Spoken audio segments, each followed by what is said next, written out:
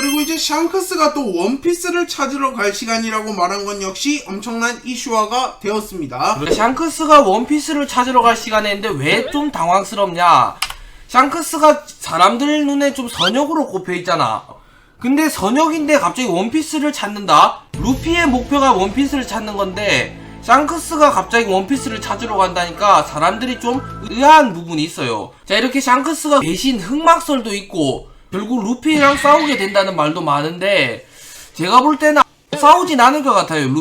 루피랑 싸우진 않을 것 같고 이렇게 흑막이 된다는 말도 있는데 흑막이 되지도 않을 것 같아요. 그리고 이제 또 세라핌이 공개가 되었습니다. 옛날에는 기껏해야 파시피스타 이런 쓰레기 로봇들만 있었는데 지금은 여러가지 발전한 모습이 나온다. 그렇습니다. 자, 일단 그리고 세라핌이 SSG라고 세계정부의 과학 병기 중 하나인데 후지토라가 세라핌을 본 다음에 칠무에는 이제 필요 없습니다. 얘들로 대체 가능 이러면서 얘들이 칠무회급 전력이다 이런 말이 있었습니다. 근데 독자들은 처음에는 이랬어요.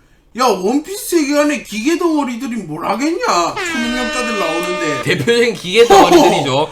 이랬는데 얘들이 나오니까 개센 거야. 막 어린 미호크 행콕이라고 후지토라가 까본 이유가 있었구나 이러면서 사람들이 조금은 인정을 했습니다. 그리고 세라핌이 아직까지는 뭐 징베, 미호크 행콕, 쿠마 이렇게밖에 공개가 안 되는데 앞으로 무조건 나올 만한 게 도플라밍고, 모리아, 뭐 트라팔카 로우, 위블, 티치 이런 식으로 칠무회를 했던 애들이고 로저가 임펠다운에 잡혀있었잖아.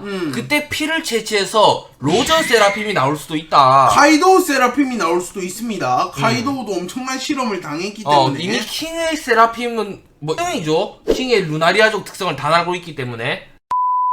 그리고 티치의 활약. 티치가 이번 연도에 상당히 많은 역할을 했습니다. 일단 첫 번째 활약은 티치가 여인섬을 기습을 합니다. 아마존 릴리 그곳을 기습해요. 일단 처음에는 아마존 릴리에 칠무의 제도가 폐지됐으니까 이제 행콕을 잡으러 온 야마카지 중장이 이끄는 버스터콜이 와 있었어요.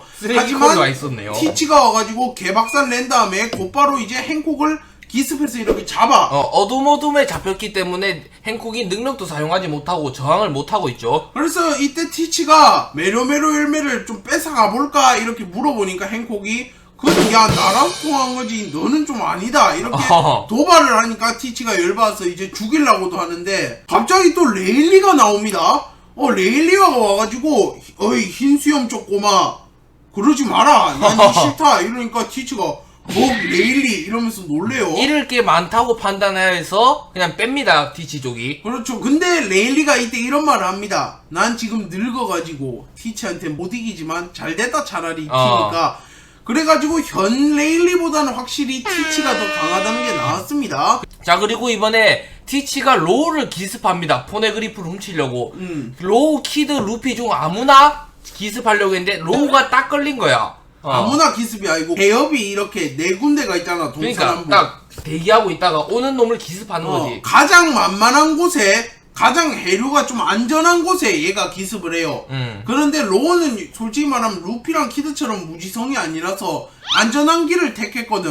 근데 티치를 하필 딱 만났다. 로우만 오니까 옳다구니 하고 바로 기습을 해서 이제 그거 포네그리프, 로드 포네그리프를 훔쳐가려 합니다. 이 싸움에서 좀 결판이 아직 안 났지만 아마 뉴스로 뜨지 않을까. 승자 누구 하면서.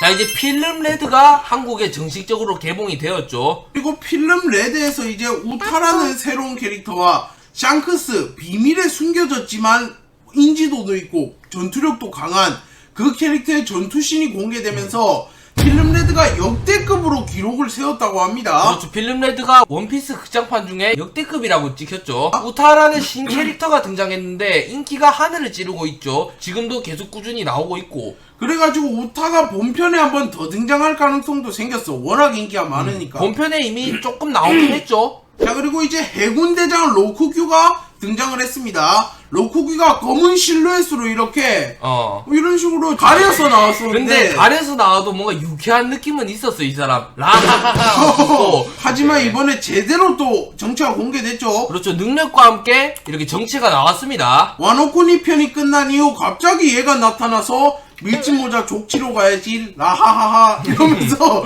대나무 헬리콥터 타고 와노쿠니로 갔고 여기서 이 사람이 먹은 이 열매가 숲숲 열매라는 것과 본명이 아라마키라는 것이 공개가 되었습니다.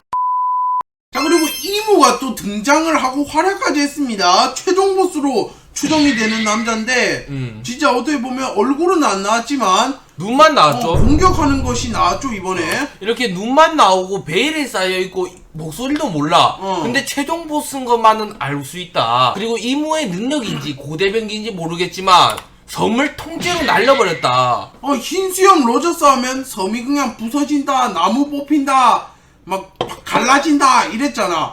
얘는 그냥 통째로 소멸을 시켜버려. 이 섬 사라지는 거 보입니까 여기? 파스스스스스 하고 사라져 섬이.